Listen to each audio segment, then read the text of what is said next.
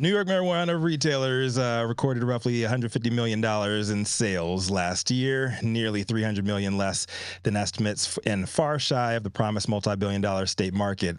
At least part of the reason for the state's slow rollout of adult use cannabis was a 2022 lawsuit that challenged Marijuana Regulation and Taxation Act's social justice initiatives, which were intended to help diversify the marijuana industry and undo harms created by the war on drugs. That suit, which has prompted a nationwide reevaluation of social equity programming, is one of a series of constitutional challenges that claim prioritizing state residents for cannabis business license violates the U.S. Constitution and the U.S. Constitution's Dormant Commerce Clause. Me and Dale have been beating this drum for over a year now, and it is having real consequences already, even before federal legalization.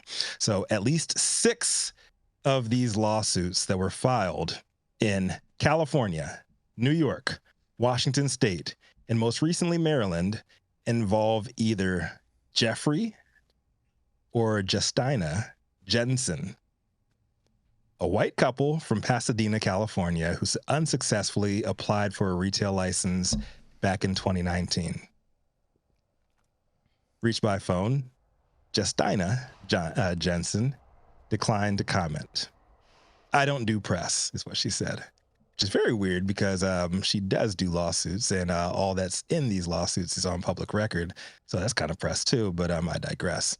The Jensens did not reply to a subsequent email seeking comment. Regulators in the states where the Jensens have sued declined to comment on the cases, citing the pending litigation. While it's unclear if the Jensens' motivation for filing the suits is the constitutional question or merely attack to obtain license is beyond all of us. But the lawsuit's impact has been profound, possibly nowhere more so than in New York, where the rollout of adult use marijuana sales has been a quote unquote disaster, says their governor. In addition to delaying market launches, the Jensen-involved lawsuits also have forced lawmakers and regulators to reevaluate social media programs entirely. Our good friend and the principal of Ananda Strategy, Hirsch Jain, said to MJ Biz Daily, "The significant delays created by these lawsuits have made realizing the vision of social equity almost impossible. In large part because less capitalized small businesses simply do not have the resources to delay operations while lawsuits wind their way through the courts.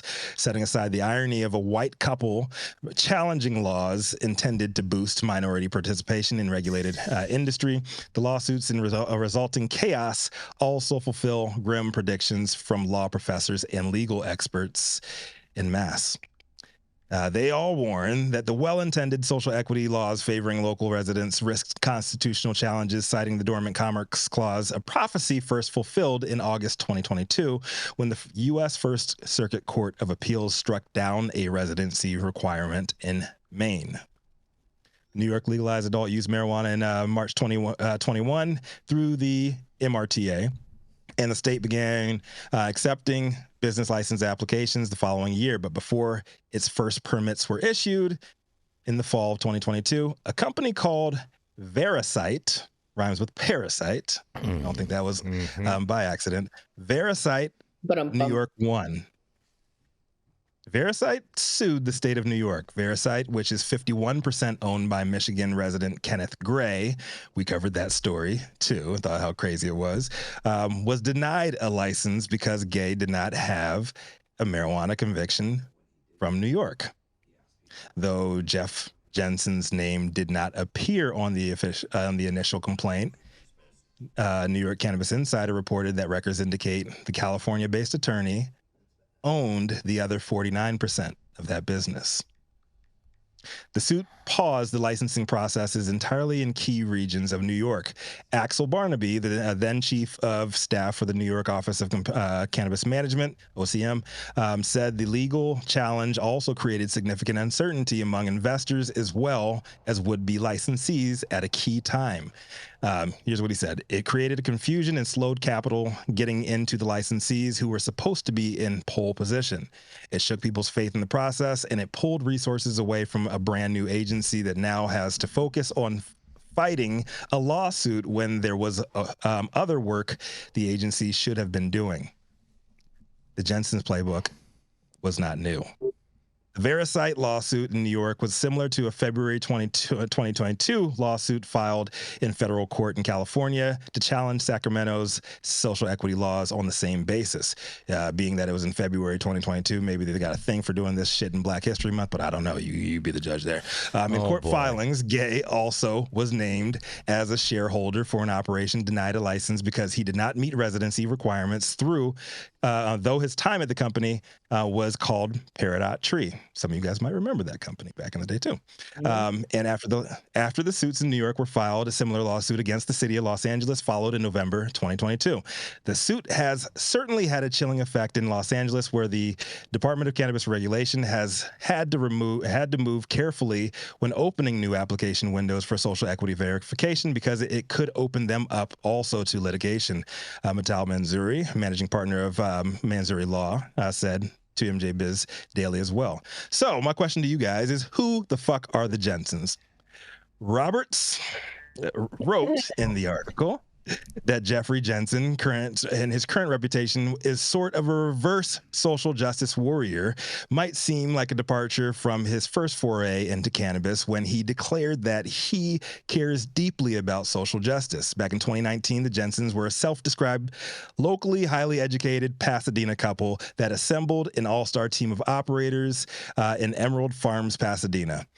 Which unsuccessfully applied for one of a handful of highly coveted retail permits in the city. Pasadena, the Emerald Farms Pasadena application noted, was committed to, quote, rectifying some of the damage done by the war on drugs waged against our own citizens. According to application package, the Jensens were minority partners in an ownership group that included California giant CannaCraft and Cookies Real Estate, which currently operates retail stores under that iconic brand name across the U.S. The couple emphasized their deep roots in Pasadena, where they were married in a local courthouse and their children attended public school. A brief bio on Justina began with her childhood in Soviet Union-dominated Poland, where she immigrated in 2001, and detailed how she paid her way through California Business School by cleaning houses. As for Jeff, he left a promising career in engineering to teach math at a low-income school in South Central LA, where he observed firsthand the disproportionate enforcement of drug laws against minority communities.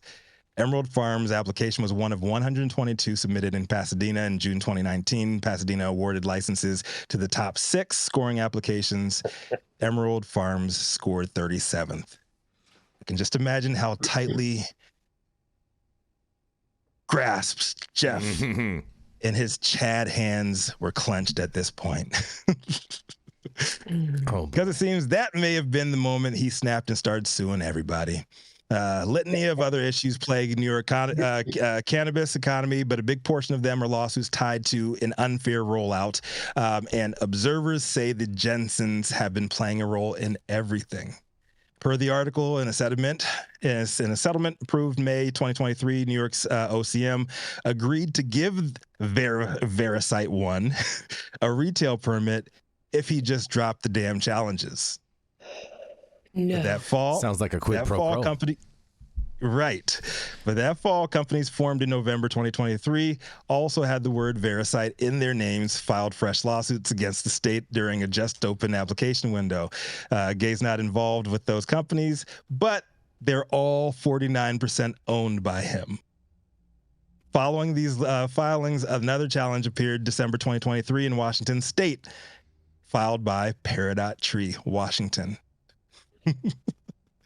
Until this year, his wife, Justina, was not even visible on any of the other lawsuits, but that changed in January, and she became the lead plaintiff in a lawsuit filed against Maryland Cannabis Administration. Maryland is the new target, and congratulations, y'all got a new Karen on your hands. So, wow, this shit is crazy. This shit is out of control.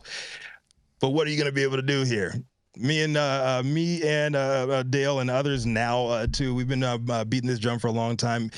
It is unconstitutional, especially on a federal level. I don't see how social equity is going to survive. There's going to be people who get pissed off along the way who do not look like the people who these laws were targeted to assist. There's going to be people who weren't involved in any of the inequity in the past, or any of they don't have past cannabis convictions, but they're coming through as white knights. They're going to help your company out.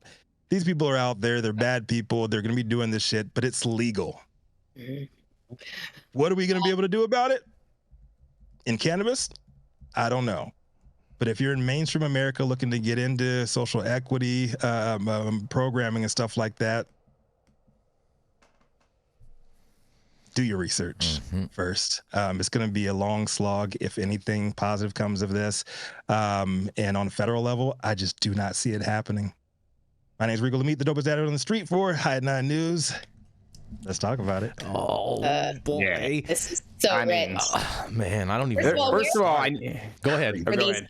Can we just refer this whole story to Blacklist and let them just have this, like, make it rain, because...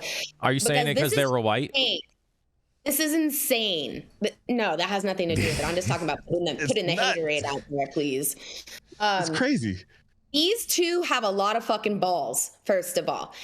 Skin color aside, the fact that they came in originally and started to stand on some kind of social justice platform, and now they're wreaking havoc, trying to stress out systems that already don't have financial support and are making it 10 times harder for those who actually deserve this kind of opportunity. It's unforgivable. Actually, Blacklist, come get the Jensens, please. I don't think that's their last names. I don't think any of these are their real legal names. I think I'm about to set up like names. one of those little boards you see in like in a movie with the detective with the strings and the pictures, because like trying to keep track of just through this article, I was like, I know you guys have covered it a few times, but I'm about to need to make a whole like flow chart over here to understand the individuals and the entities and the states and the regulatory bodies that are and the courts now that are involved. It all starts in Pasadena.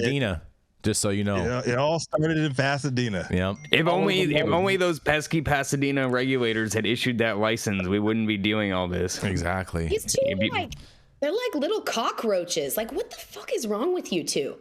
Somebody's paying for this. This shit ain't cheap. Somebody's paying for this. Oh, well, he's an attorney, right? Yeah, they're attorneys. They're attorneys, Dale. Yeah. That's why they're both highly educated on their application. Highly educated. I'm an attorney too. And before I go to 10 states and start filing applications for licenses, I want to know who's my sugar daddy. Okay, someone's got to pay for this shit, because you may not get legal fees, but someone's got to file the tens of thousands of application fees. I mean, you got to go bribe all the local people to be on your permit with you. There's so much. I mean, bribe's the wrong word. To apply for a social equity license, you don't need any money to apply. You need money. And they could probably.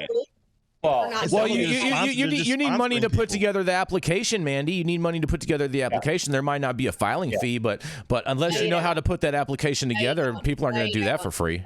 Yeah, they keep on taking 49%. They're not. These social equity. What are you saying? It's not. I said they keep on taking 49% of these businesses and not putting. They're like, oh yeah, we'll put up all the money for you, let you apply, and all this stuff. They actually take more than 49% in one contract, but 49 or less in a separate contract that gets submitted. That's what the government can see, have the numbers they want the government to see. Back contracts, which I've seen too many of them, are disgusting. They just take the social equity people and give them these licenses and park them off the side, maybe give them a few dollars, placate them for a while, and then they kick them to the curb when they can. That's what happens in reality, and it's disgusting. And Rico, I'm certainly hoping that Mr. Jensen gets the bad news out of our Ninth Circuit that the Congress has acted on this and the Dormant Commerce Clause don't work.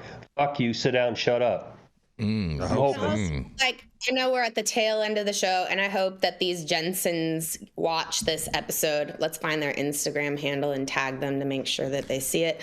But shame on you guys, seriously. This is so disgusting.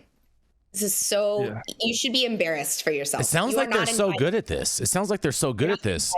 I mean, I'm surprised that, I mean, who knows? I mean, they could be working for, different larger MSO organizations that it could be. Yeah, that's very, very, very possible that they're just there to they're just there to rile everything up, and like you said, Dale, stress the system. And you know, one has to ask the question in regards to stretching the system. You know, when you built your system on strong foundation, you don't really have these problems. And the whole cannabis industry is built on a flawed system to begin with. So there's no wonder that they're able to stress the system so much, Dale. Oh, yeah. Mm-hmm. This is about somebody wants to get in the industry and money's being paid somewhere. I'm not accusing anybody of anything, but what I've seen when you get behind the scenes is this is a cash industry. People's palms get greased. Someone's paying for airline tickets. Someone's paying for a consultant. Absolutely. I mean, this is the kind of shit that goes on. And the social equity people want to have, hear no evil, see no evil, speak no evil. The problem is you're dealing with people who will fuck you in a heartbeat, and you're trying to play a system right, and they're looking for cracks in the system. Watch who they try to sell these licenses to. If they ever do get them through this litigation, that might indicate to you who is potentially involved with it the entire time. That's what. Yeah, exactly. I smell a psyop, and maybe it's Taylor Swift. If anybody could do it, she could. She is that powerful. Yeah, I was not expecting that M. Night Shyamalan twist, Jason. Yeah. see how we do that? But I want her dad on my security patrol, right? Mm-hmm. Yeah, put her 72-year-old knockout champion. I want to see Taylor Swift's dad go against Mike Tyson. How about that? Oh, that would be a good fight. We need to get Dana White involved. Two old ass men, and only one of them has Tyson can't take his gummies because that'll be a performance enhancing drug. Yes, but maybe you'll hear better. If he does, he's got to eat the ones that look like Evander Holyfield's ear. Yeah, the ears. Yeah, that's the only ones. Yeah, that's the only ones they do. That's the only ones. Oh, it is do. Okay. Yeah. I mean, that's the only one worth eating. So I'm glad they don't make any other ones. Exactly. There's no point. Yeah. Gotta go, guys. But I will say this. Oh, go ahead. Mm-hmm. I was just gonna say this.